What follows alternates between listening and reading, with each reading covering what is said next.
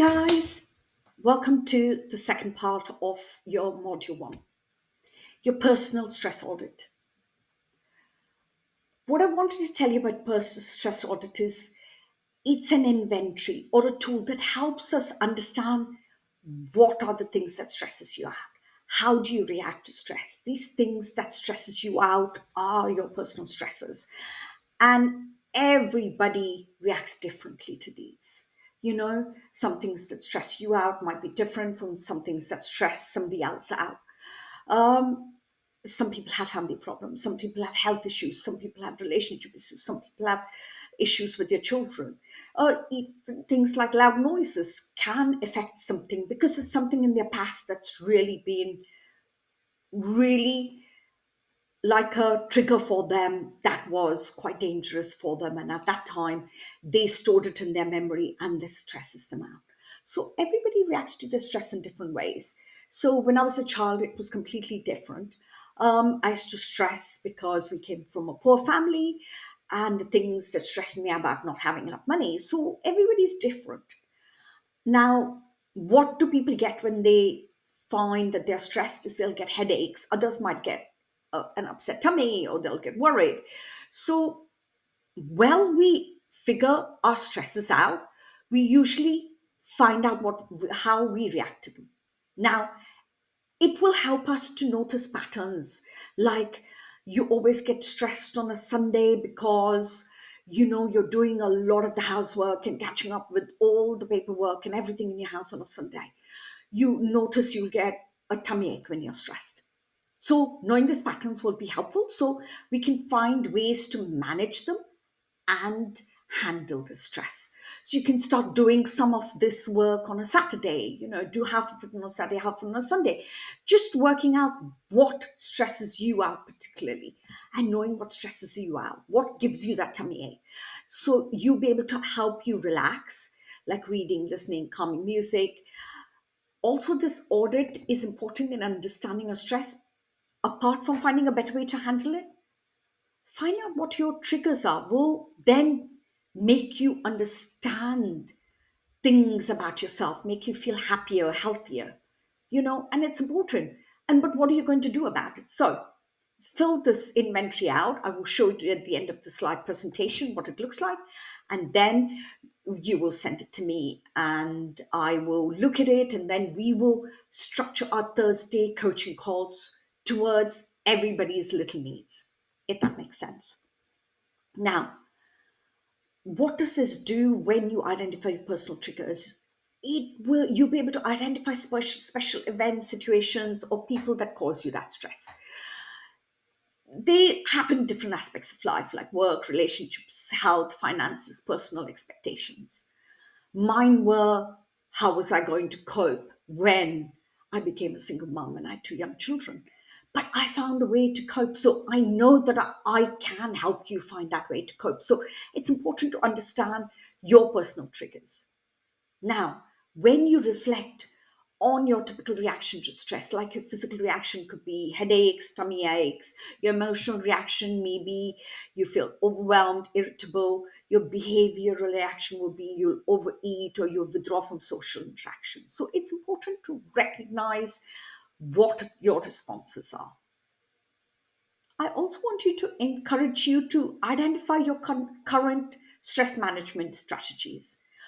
What are you doing to make yourself better? How are you using this to cope? Now, evaluating the effectiveness, it's really, really key. So, suppose you're listening to music and it's not working because those uncomfortable and overthinking thoughts are coming to your mind.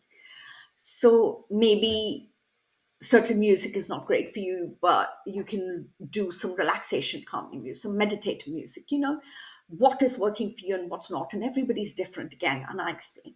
So, what does that stop you from doing? That stress and that anxiety.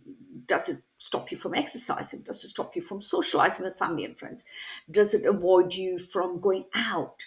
Are you denying? Are you then maybe drinking a bit too much of a glass of wine or beer or whatever in the evenings? Or are you taking too much paracetamol? It's important to know what is working for you and what's not. Now, I want to introduce you again, at the end of the slide, I'm going to show you the stress diary and talk about it. It is a digital tracking tool, or it's just a writing tool. You can just fill it out. It tracks your stress levels, your triggers, your responses, and what your coping strategies are over time. Now, it is important for you to do this because you'll be able to reflect while you're doing this diary. You'll be able to reflect on it, observe any patterns or trends in your stress triggers, your reactions, your coping mechanisms. Like I said the first time, becoming aware of what is happening with us is the first step in starting to find out what our reactions are. Now, using both these tools, you will be able to understand and manage your stress. You'll be able to identify your stress because understand your responses and become aware of what your coping mechanisms are. So I'm going to now just go back to that stress audit. Yeah. So here's your stress audit tool. Now, this is an indicator of what's happening with you. Like, I'm just going through some of those questions, and like, I'd like you to fill it out. And I'd like you to send me, even if you send me the numbers, but you can easily just tick or color them in and just send me the numbers. So you don't need to print it out, but you can just write down, what do you feel your life is out of control, where you have too many things on your plate? Or do you feel confused, anxious, fatigued, physically, debilitated? Do you have interpersonal conflicts with your family members? Do you feel negative thoughts? Like I said, all of these things in these tools, those are only like 20 questions. You'll be able to just fill them out and then work out what are the things that are worrying you, what are the things that are affecting you. And I will be able to then go and look at it and then see what specific things that we need to work on during our coaching calls. Okay, so now I'm going to bring up the stress diary, and in the stress diary, we're going to find out, and I'd like you to do it 2 or 3 times a week, of record the date and time of a stressful event. you know I know that some of the people in the group at the moment has some health anxiety, so work on what those anxious health anxiety events, stressful event, describe your feelings or what's happening there and then. What's your emotional response to it? Are you going to go, oh my god, it's too much for me? The intensity of stress response, I'd like you to write it down. What physical symptoms are you experiencing?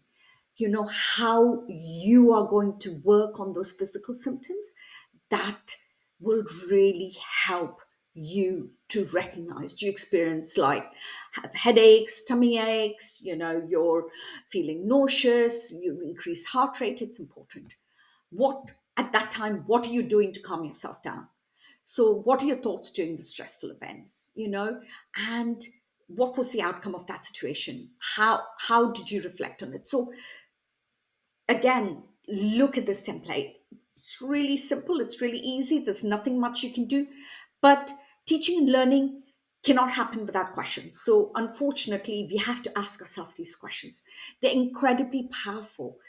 It's significant role in that story of your life. We like to tell people stories of our lives. So your mood, your perspective, your mindset will determine whether you're the hero or the victim in that story. So the goal is to distance and detach yourself from that story. So I'm introducing to this stress diary, and I call it this narrative questioning. And it's vital to understand more about yourself and your problems and the stories you're telling yourself. Also, it helps to determine what these effective questions are and what these techniques are. And it's really easy to find out where you need to work on and what you need to do to help you. So, how intense is your fear in your current problem? So, you could just mark it down and then remember, how intense do you want to change that fear and become calm? Another key topic of how you want to figure out what do you need to do. Now, what likely are you to take action? Now, some people say they want to take action, and some people think they are going to, but a lot of times they're not taking action. So it's important for us to remember that taking action is key. We need to work on the things and then start to create that new neuronal pathway to our brain. And that will really, really help. So, thank you for watching. Please go on to the next video where I explain a bit more.